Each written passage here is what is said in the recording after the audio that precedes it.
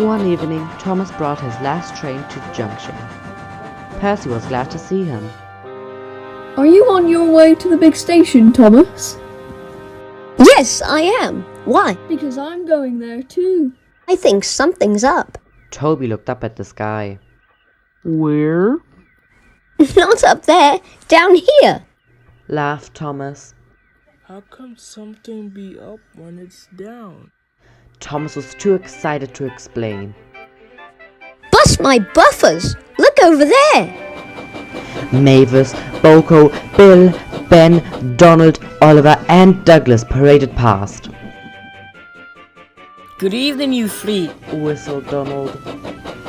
Aren't we all a fine sight? Very splendid indeed.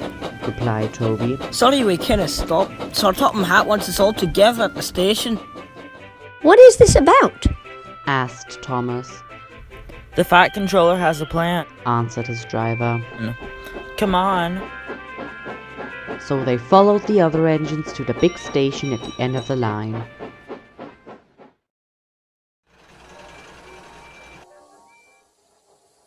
Called Sir Topham Hatt.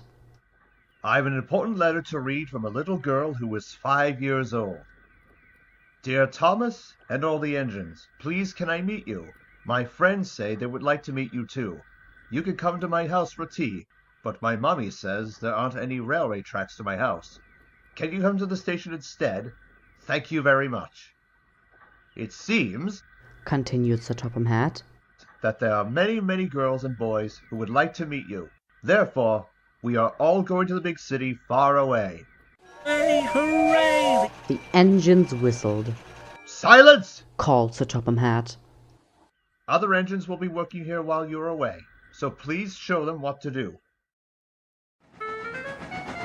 As Annie and Clarabel are going to the big city, Thomas and Oliver practice with some other coaches.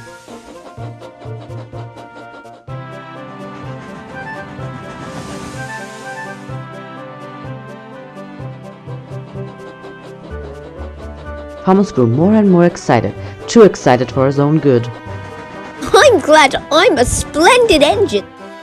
Sir Topham Hatt thinks I'm really useful. I had a race with Bertie once. I whooshed through the tunnel and stopped an inch from the buffers. Then Thomas made his mistake. Just like this! He boasted.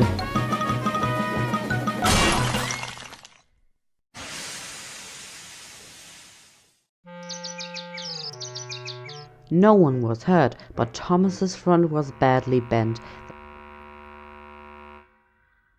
They telephoned to Sir Topham Hatt. I'll send up the workmen, He said. but if they can't mend Thomas in time, we'll have to go to the big city without him. Poor Thomas. 8 o'clock next morning, the engines waited at the junction.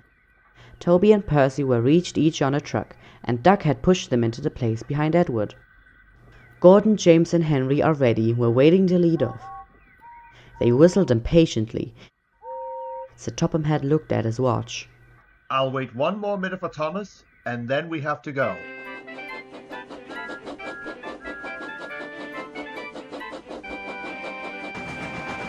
Oh, thank goodness! You're still here! I hope we're not late, because it's just after 8.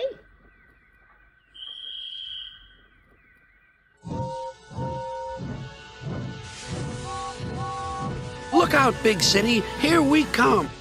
And the cavalcade puffed away.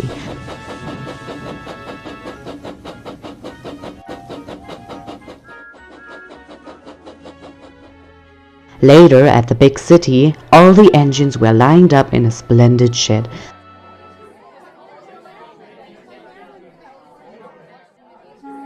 I'm glad the little girl wrote to us. Isn't it wonderful what happiness a letter can bring?